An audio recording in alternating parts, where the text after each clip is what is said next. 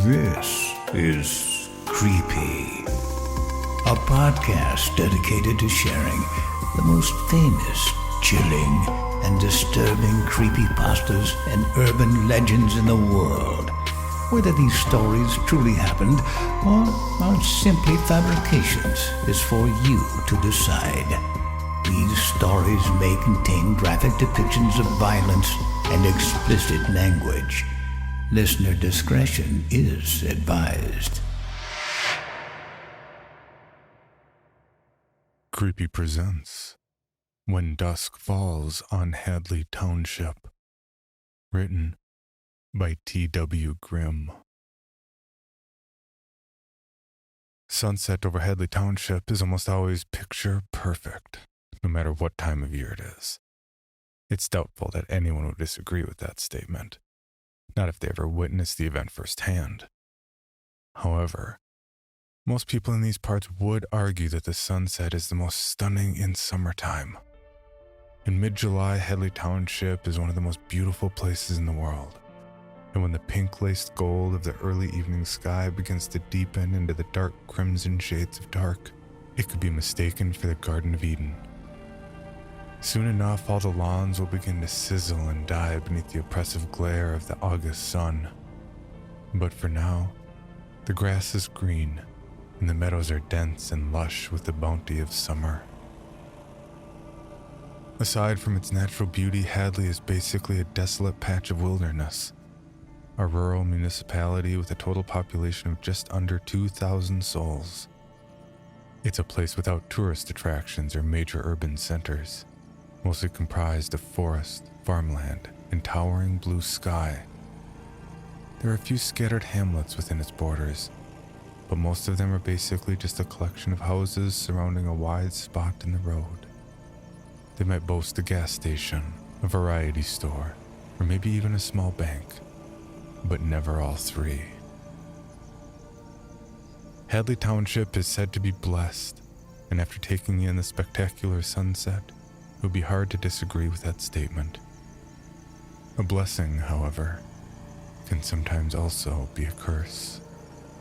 On this particular evening, Roger Mosley is out cutting the grass on his riding lawnmower, a never-ending task when one lives on a farm. He notices that the shadows are starting to lengthen and realizes that it's high time to call it quits on the mowing for the evening. He parks the mower in the barn and takes a wander around the barnyard to look for his daughter.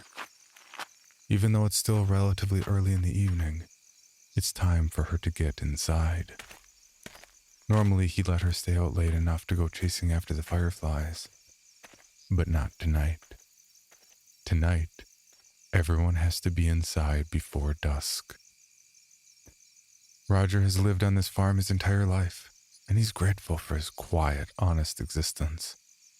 The farm is successful and has always turned a profit. The modest prosperity of the land stretches back for 10 generations.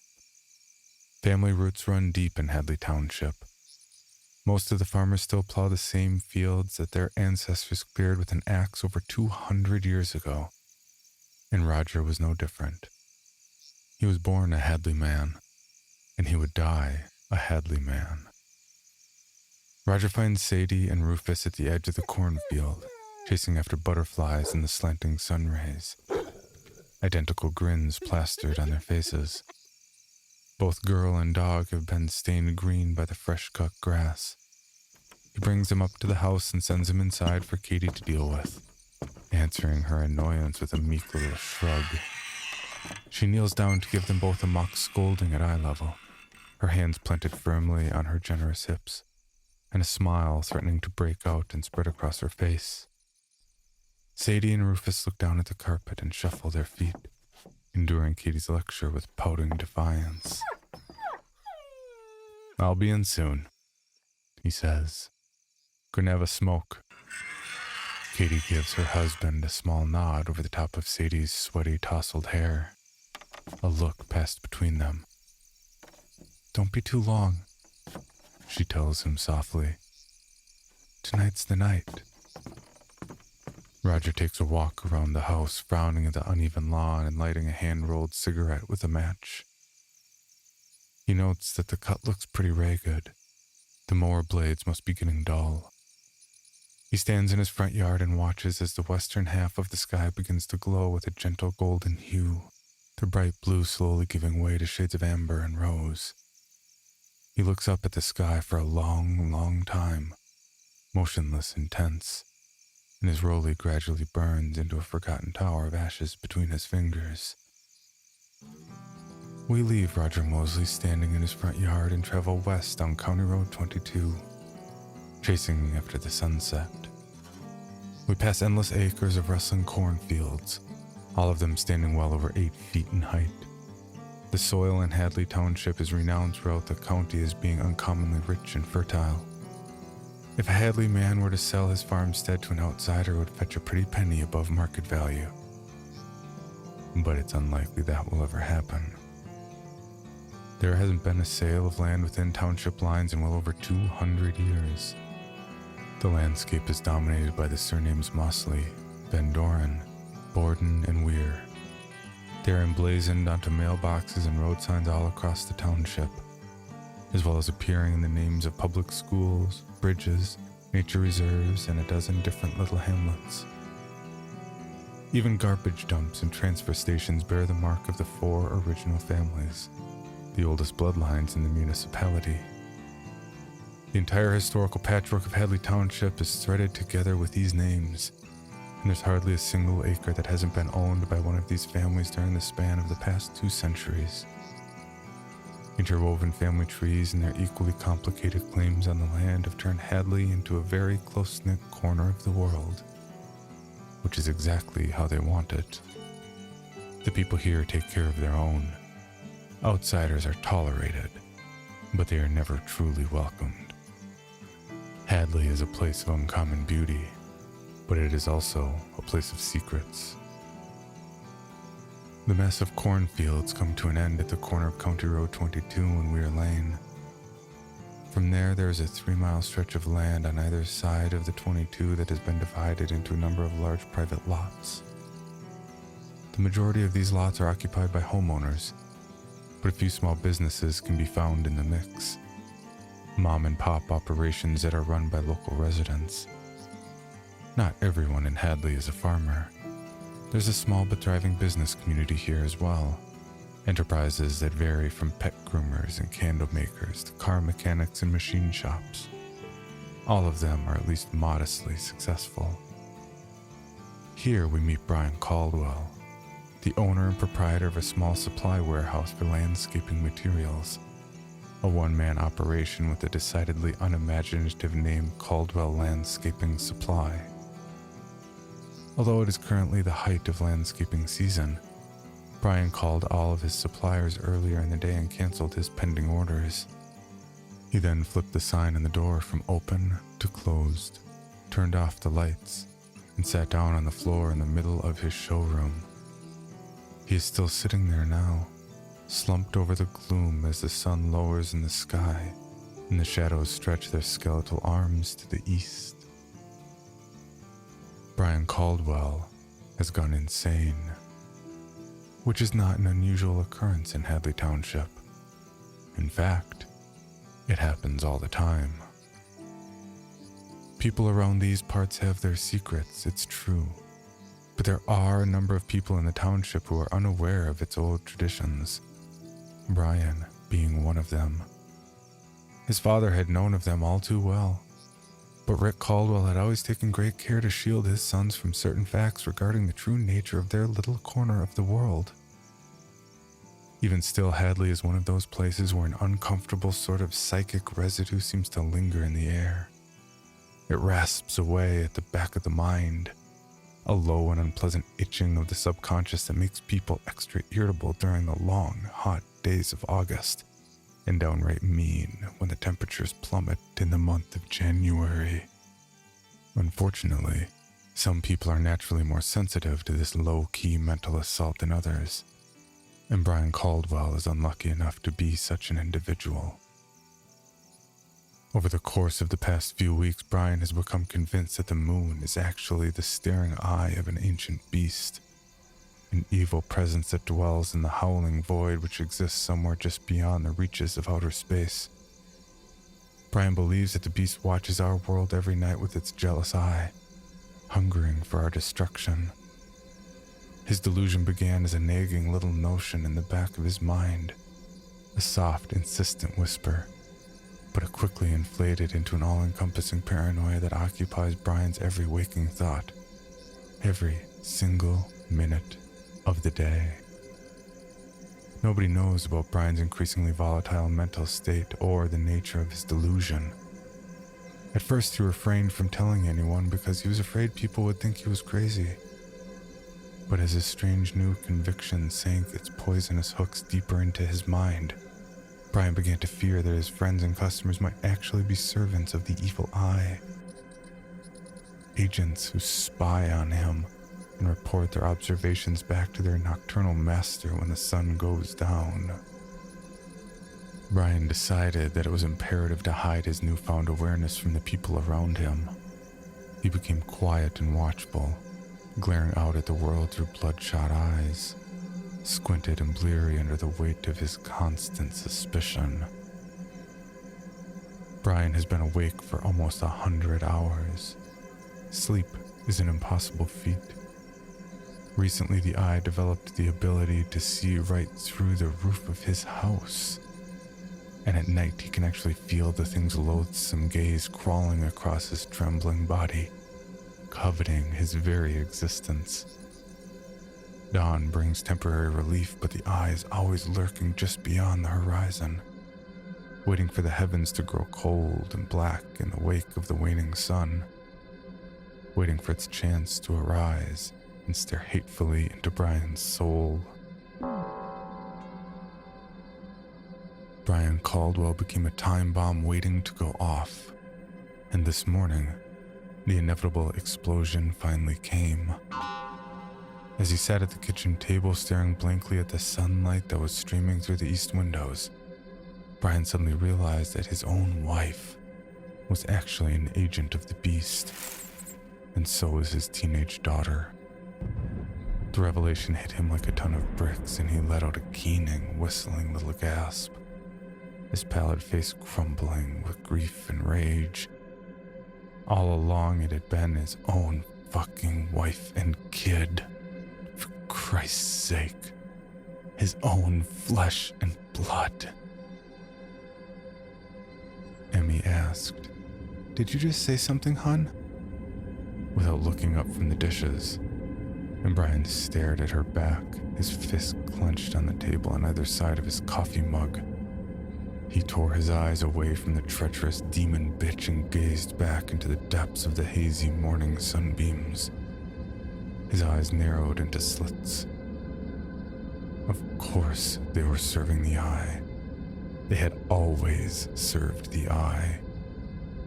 How had he been blind to this fact for so long? Brian got up from the table and crept in behind Emmy as he stood at the sink, his lips skinned back from his teeth in a rictus of hate. He took out his folding buck knife and pulled the blade. When he was done, Brian placed Emmy's head on the counter and stepped carefully over her body, trying his best to be stealthy and quiet. He tiptoed upstairs and pounced on Mary Beth as she was engaged in some last-minute fussing with her eyebrows in the bathroom mirror, rushing to get ready in time for school. Mary Beth fought him like the demon she really was, screeching and clawing. He managed to fend off her father's initial attack and bolted past him, running down the hallway with her hair streaming behind her and blood blooming like roses on the back of her shirt. Brian scrambled after her, his eyes bulging and his face crisscrossed with deep oozing scratches. He was simultaneously grinning, crying, and snarling like a rabid dog. Did you think I'd never find out? Huh? Did you?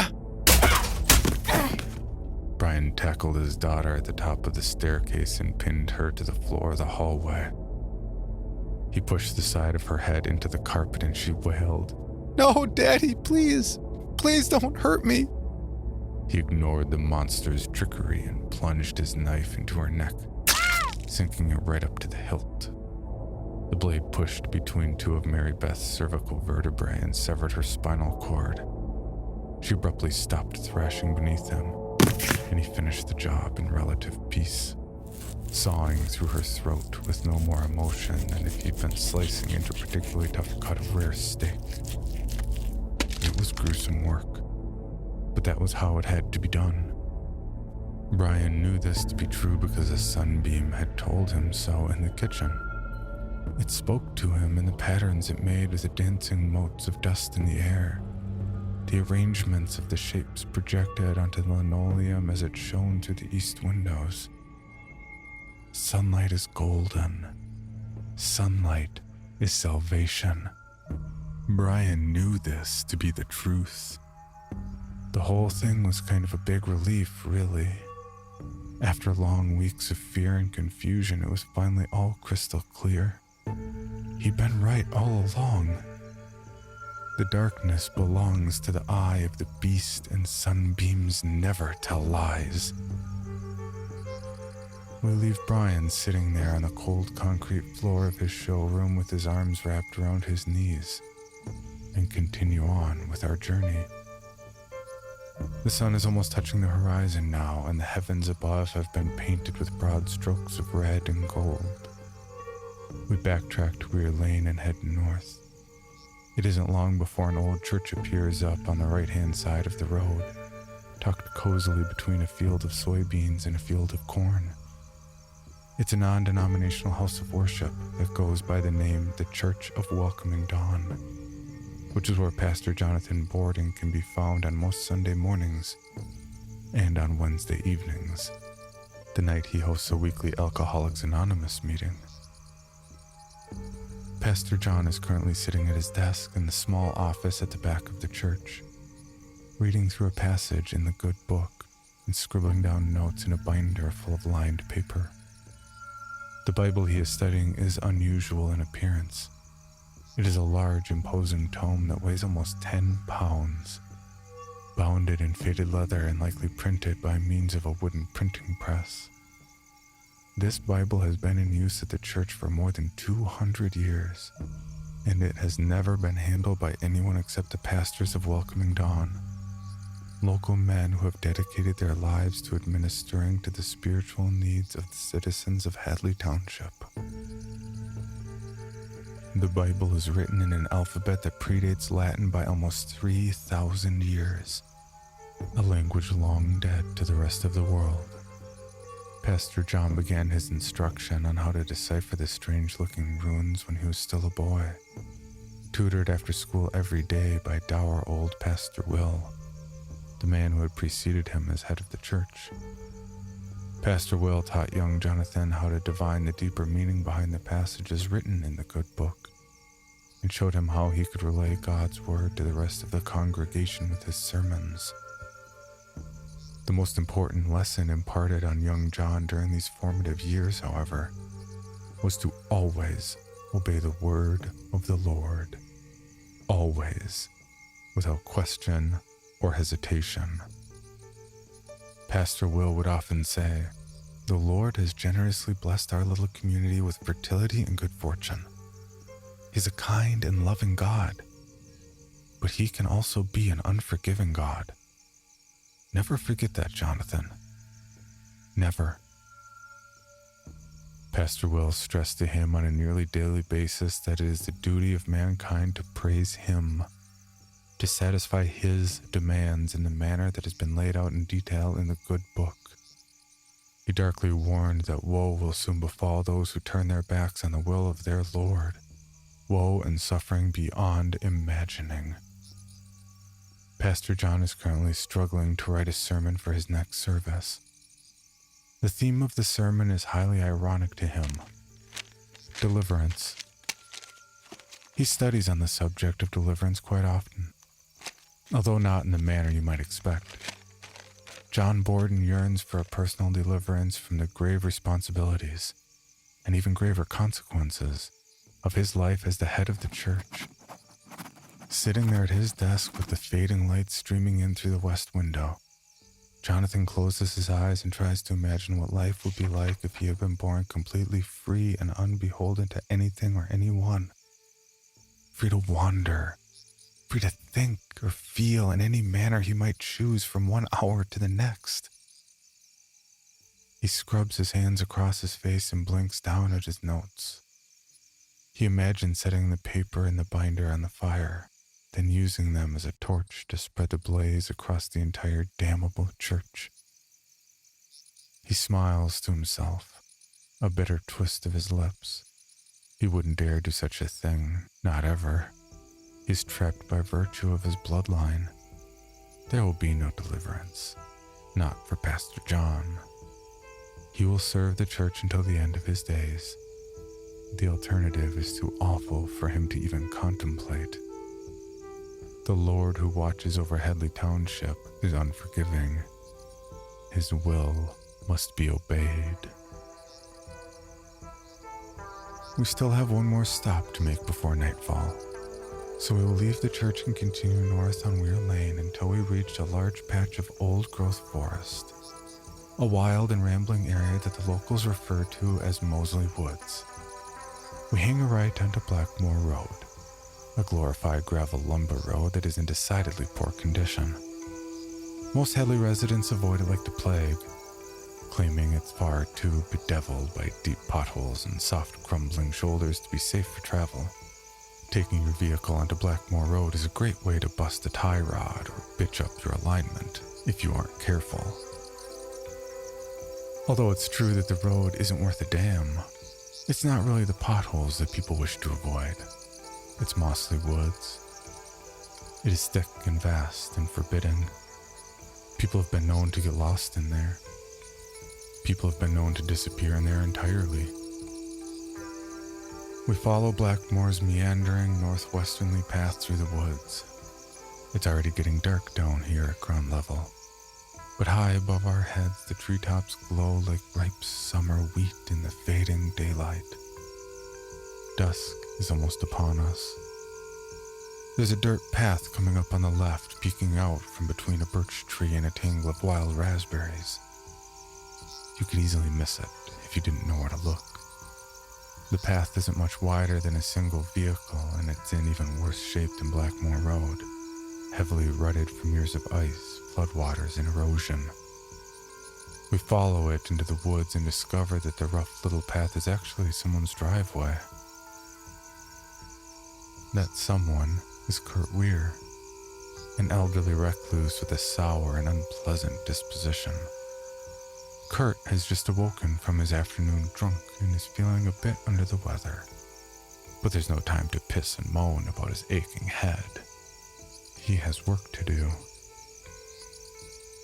Kurt is 74 years old, a gangly scarecrow of a man who is blind in one eye and mostly deaf on the same side.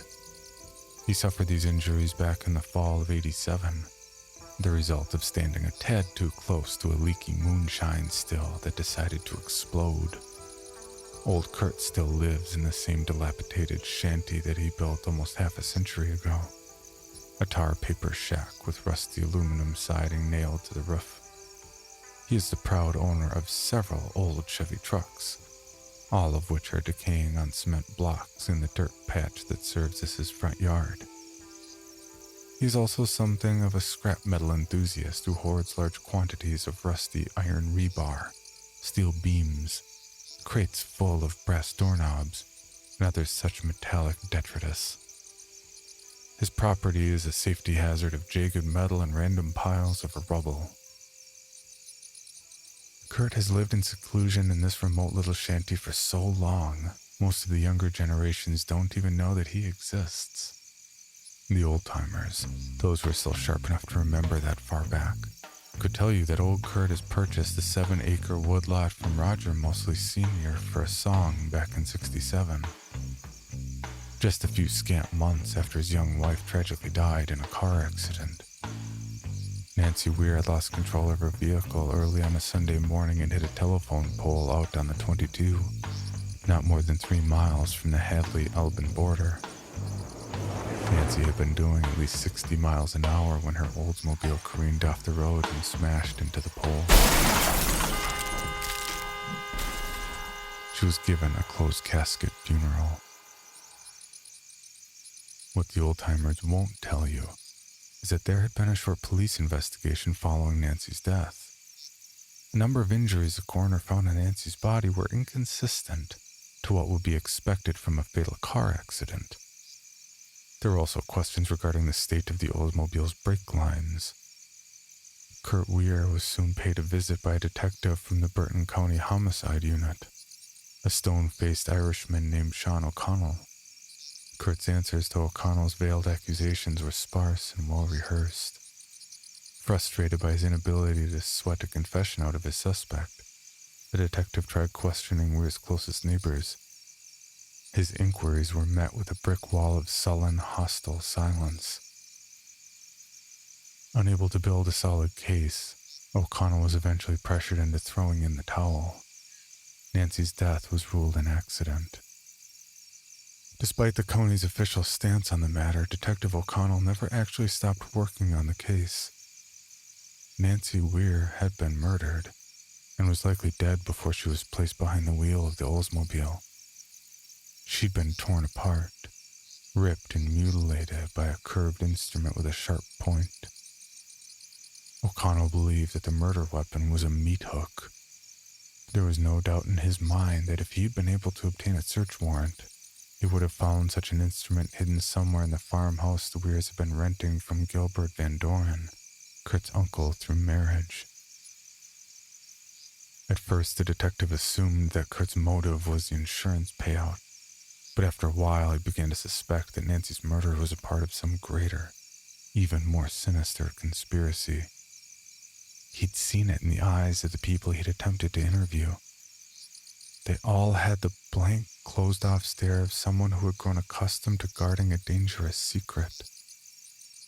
O'Connell did some digging around and discovered that the Reeve of Hadley Township had personally paid a retaining fee to secure the services of a hotshot trial lawyer from the city.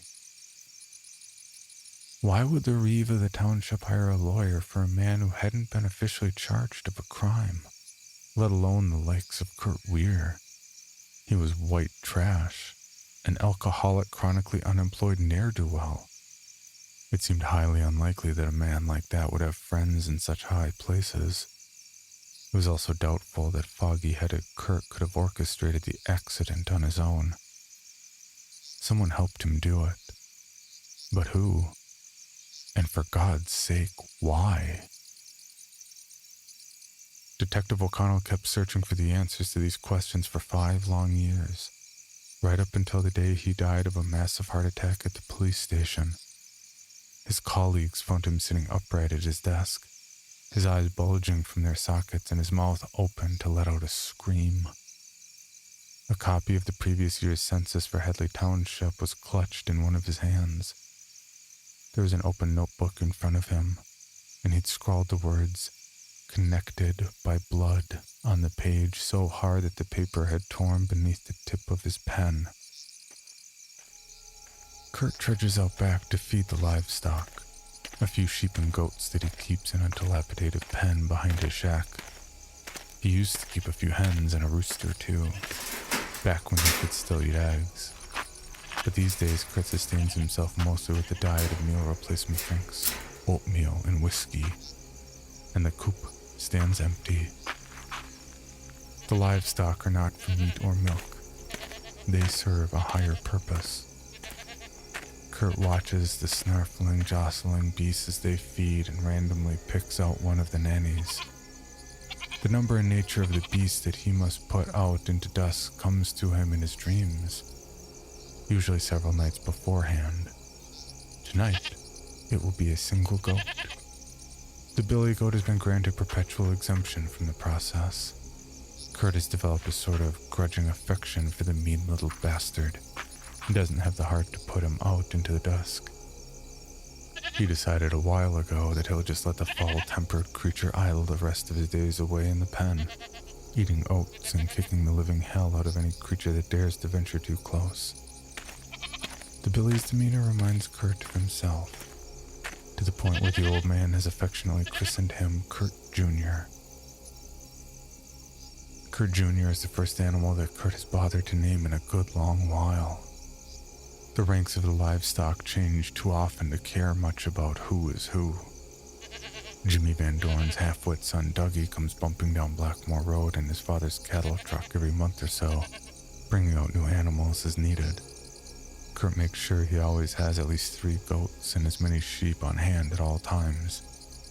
He knows through personal experience that it's very bad to be caught short. Very bad indeed. There are repercussions. Kurt Weir is the 7th son of a man who was himself a 7th son, the lineage going back over 10 generations. He has the dreams, and he brings the animals into the woods to suffer their fate. This is Kurt's inherited duty, and it has cost him dearly. The livestock are extremely skittish of leaving the safety of their pen. They refuse to approach the gate unless lured by some unfamiliar and exotic-looking treat. Kurt rips a clump of dandelions from the hard-packed soil in the yard and coaxes the nanny goat by waving them around and crooning. Come over here and get the pretty little yellow things, goat. Tasty pretty little yellow things. Come on now. The nanny cautiously creeps in a little closer, and Kurt swings open the gate. He bears a scant collection of caramel corn teeth and what's meant to be a disarming smile and makes kissy noises at her. Dandelions in one hand, and a rope knotted into a noose in the other. That's it. Come on out and get them pretty yellow things. That's a good girl. The goat balks at crossing the threshold. She lowers her head and bleats, tensing to flee if the old man tries to grab her. Kurt starts pretending to eat the dandelions, smacking his lips and exclaiming at just how damned good they are, until the goat's curiosity finally outweighs her fear, and she delicately tiptoes out of the pen. The little goat stretches her neck out to chomp down on the bobbing dandelion heads as Kurt throws a noose around it, snapping it tight with a practiced flick of his wrist. The goat lets out a garbled-sounding shriek and tries to back away, but Kurt yanks the panicked creature off her feet, pins her to the ground beneath his rubber boot, and strangles her with the noose. He asphyxiates the poor creature until her struggles weaken and taper off into a few random twitches of her back legs, then eases the tension on the rope. It simply wouldn't do to bring out an animal that was unconscious or dying. They have to be both alive and aware when the sun slips past the horizon. These are the rules, and to deliberately break the rules was unthinkable. Kurt gives the goat a few minutes to recover, whistling tunelessly and staring off into space as he waits. When it seems as though the gasping little nanny will be strong enough to stand on her own, he hauls her upright and begins to lead her into the woods, still whistling his tuneless song. You can pick out enough of the melody to recognize that the song is Last Kiss by J. Frank Wilson and the Cavaliers, the song that Kurt and Nancy had their first dance to at their wedding. It was supposed to be Blue Moon, but the elderly gent who was hired to spin the records that night accidentally put on the wrong record. He was more of a Guy Lombardo sort of man and didn't really know the difference. Kurt and Nancy laughed it off and swayed around together in the basement of the Legion in Paul's Mills, smiling for the cameras as their guests hooted and clapped and banged their fists on fold-out tables. Happy with the positive reaction it got, the old fella spun the little 45 over and over again that night. Kurt's pretty young wife grew more enchanting in his eyes each time it was played. Kurt brings the goat to the sacred knoll, a journey that seems to get longer and longer with each successive full moon. He ties her to a post that has been sunken deep into the top of a little hill and leaves her there, bleating mournfully after him in the gathering darkness. When he was a younger man, Kurt used to feel a certain kind of sadness for the animals he left behind for the Lord. Nowadays he feels nothing for them at all, All the bad feelings are reserved solely for himself and the faded memories of his lost love, who was taken from him by the good Lord on a foggy, rainy night in 1967. The Lord is unforgiving. The Lord is vengeful. Kurt knows this to be true from personal experience.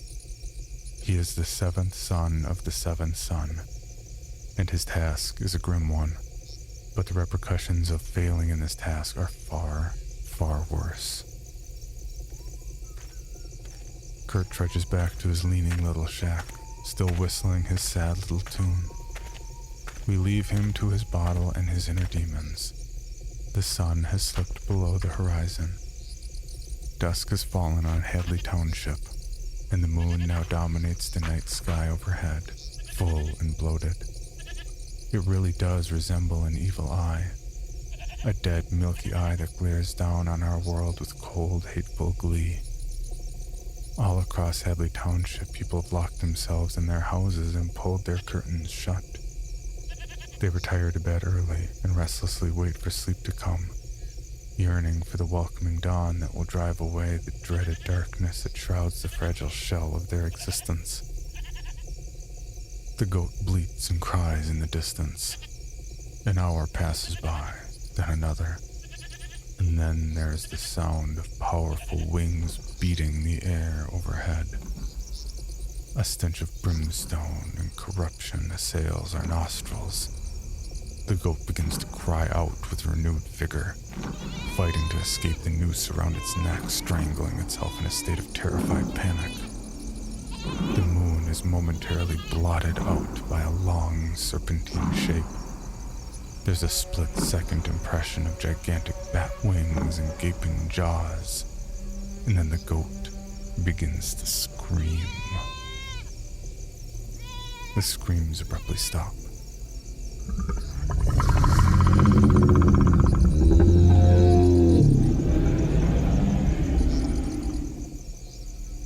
The flapping wings disturb the stillness of the night once more, and then all is silent. The will of the Lord has been satisfied. The people of Hadley Township will live to welcome the dawn once again.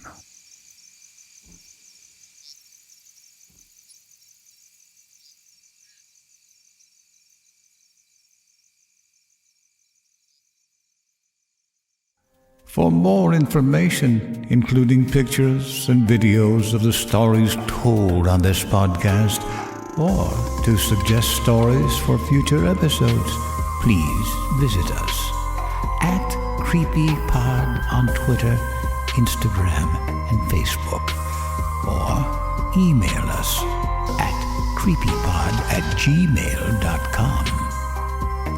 All stories told on this podcast can be found at creepypastawikia.com and are protected by a Creative Commons license.